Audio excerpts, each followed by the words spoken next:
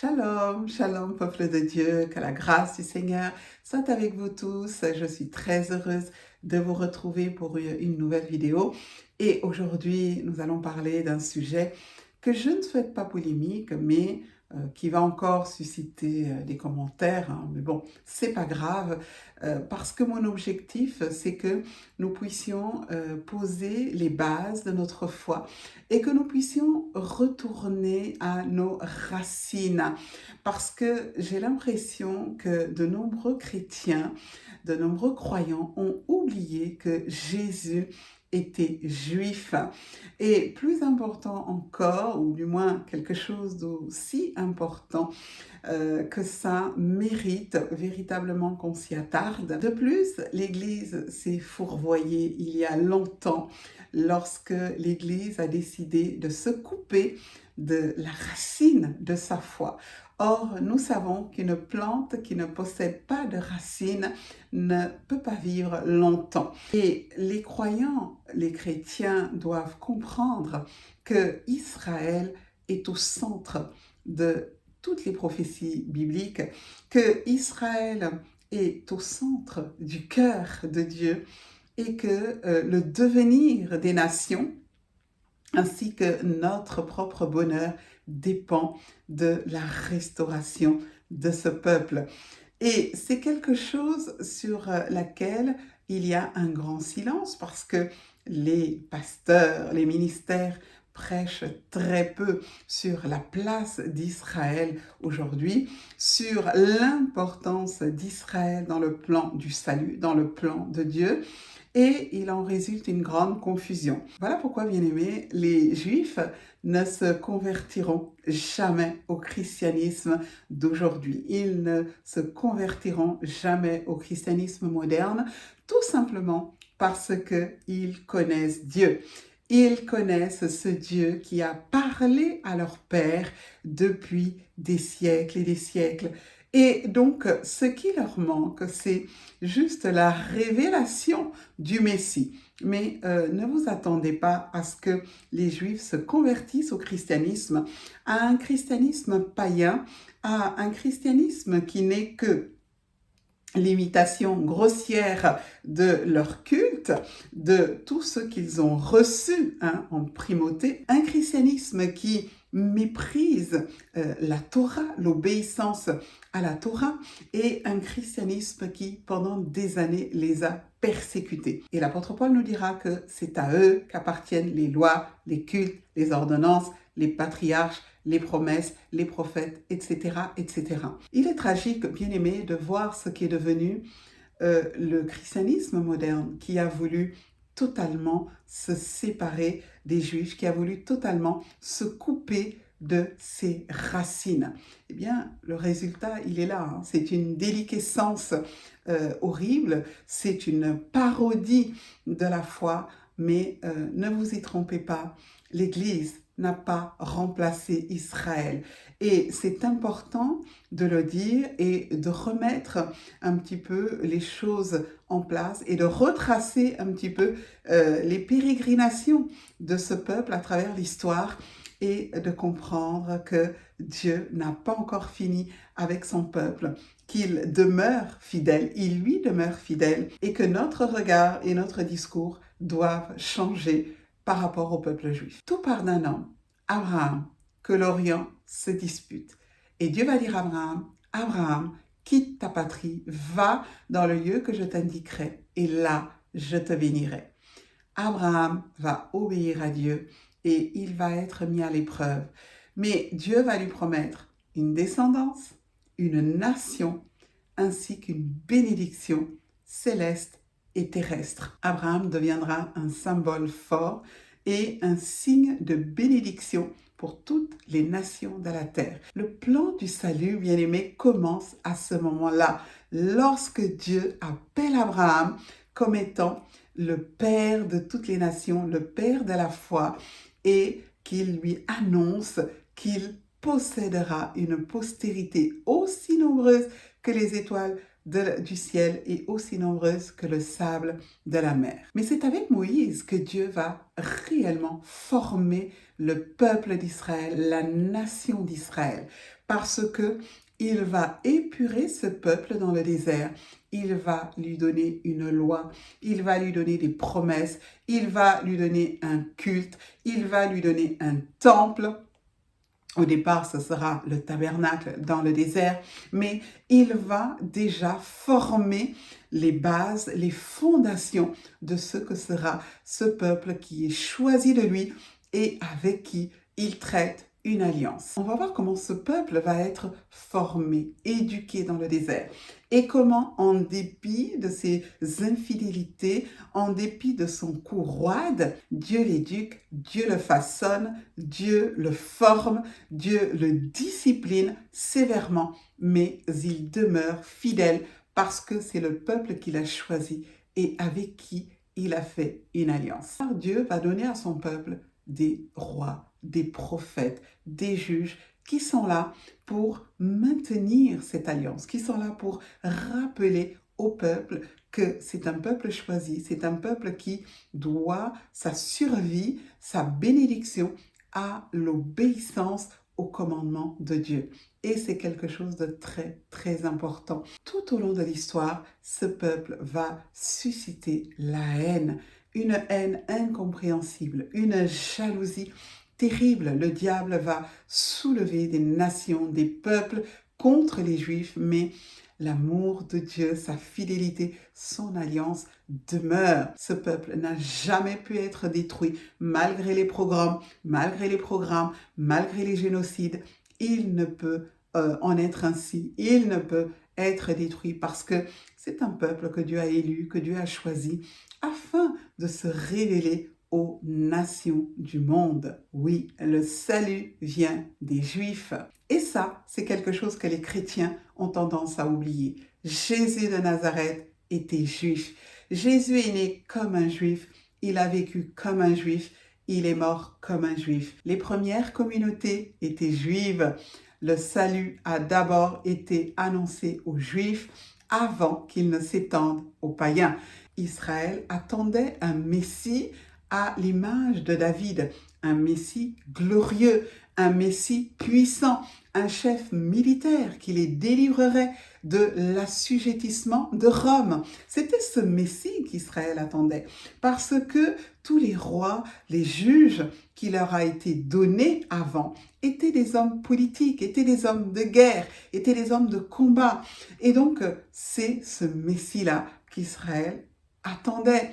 Donc, quelle n'a pas été sa déception lorsque Jésus, un simple charpentier, est venu pour proclamer non pas la délivrance des Romains, la délivrance du pays, la délivrance de ceux qui les assujettissaient, mais la délivrance du péché, le nettoyage de leur cœur, la lutte, le combat contre eux-mêmes, contre le péché.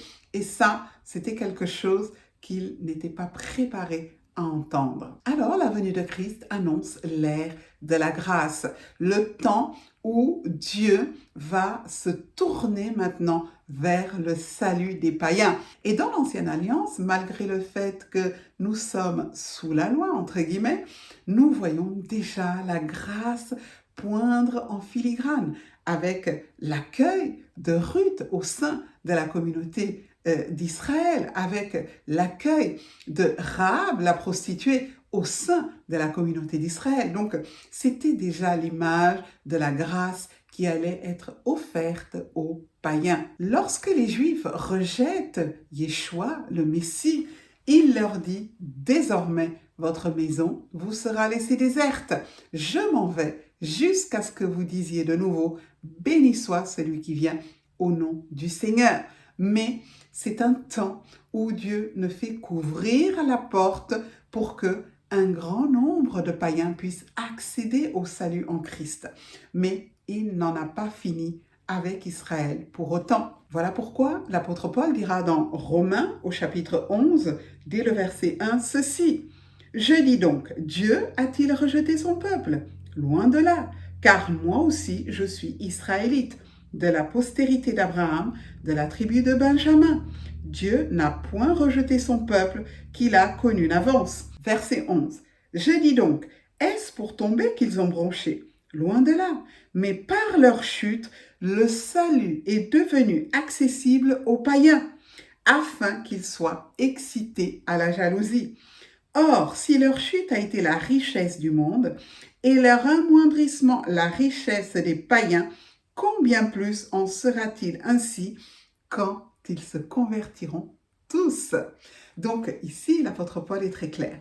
Dieu a obscurci les yeux du peuple juif pour un temps, jusqu'à ce que la totalité des païens soit sauvée. Et ensuite, Israël, à son tour, reconnaîtra Yeshua comme étant le Messie. Vous savez que Israël est appelé l'olivier de Dieu, l'olivier franc. Et les païens, ce sont des branches qui sont greffées sur l'olivier, mais les racines sont déjà là. Voilà pourquoi, si nous ne sommes pas greffés sur l'olivier, nous ne pouvons pas avoir la vie. La préservation d'Israël tout au long de l'histoire est véritablement un signe de la fidélité et de la grâce de Dieu. La haine du monde contre ce peuple, ce n'est pas juste une question de jalousie, ce n'est pas juste une question de bénédiction, c'est parce que à Israël est relié le dénouement final de l'histoire, le dénouement final des nations. Mais nous connaissons bien aimé l'issue de tout cela.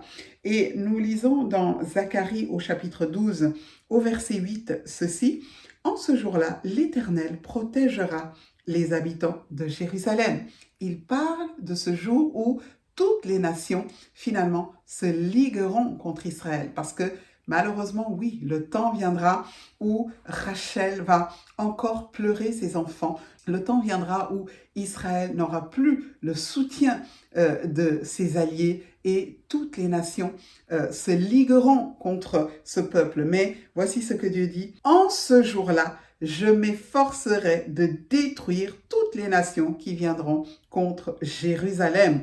Alors je répandrai sur la maison de David et sur les habitants de Jérusalem un esprit de grâce et de supplication, et ils tourneront les regards vers moi, celui qu'ils ont percé. Ils pleureront sur lui comme on pleure sur un fils unique. Ils pleureront amèrement sur lui comme on pleure sur un premier-né. En ce jour-là, le deuil sera grand à Jérusalem. » Ce passage, bien-aimé, nous parle du dévoilement final, de ce temps glorieux où le Seigneur se fera connaître à son peuple et où tout Israël le verra. Il dit, ils verront celui qu'ils ont percé, celui qu'ils ont rejeté lorsqu'il était venu. Et ce sera un temps de conversion pour le peuple d'Israël et un temps glorieux. Pourquoi? Parce que le Messie viendra maintenant instaurer son règne. Voilà pourquoi les prophéties messianiques sont extrêmement importantes. Il est important de les connaître et il est important de les étudier. Vous devez comprendre que la haine du diable aujourd'hui contre ce peuple tient à cela. C'est quelque chose de spirituel. Et vous devez savoir qu'il ne peut y avoir de paix tant que le Messie, tant que le roi de paix lui-même ne viendra pas et ne posera pas ses pieds sur la montagne des Oliviers, comme il est écrit. Nous pouvons lire encore Zacharie chapitre 14. « Voici le jour de l'Éternel arrive, et tes dépouilles seront partagées au milieu de toi. Je rassemblerai toutes les nations pour qu'elles attaquent Jérusalem. » Écoutez bien, ça vient de Dieu lui-même. Hein. La ville sera prise, les maisons seront pillées et les femmes violées.